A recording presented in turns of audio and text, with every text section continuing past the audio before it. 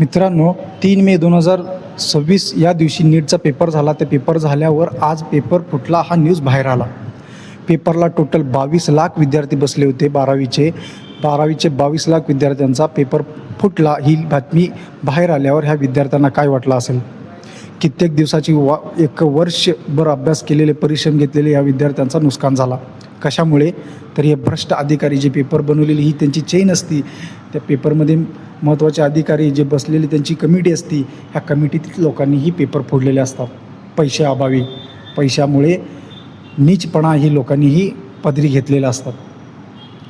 ही paper फोडणाऱ्यांना हुडकण्यासाठी केंद्राने CBI लोकांना ही केस दिली. CBIला देऊन काय फायदा आहे?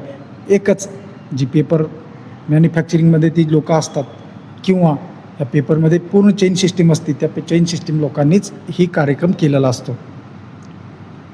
पण जी 22 लाख विद्यार्थ्यांनी वर्षभर परिश्रम घेऊन ही पेपर दिला, त्यांना काय, त्यांचं काय? 22 लाख विद्यार्थ्यांचा परत एकदा पेपर कंडक्ट करून पेपर घेणे हे कित्येक चोखीमी काम आहे.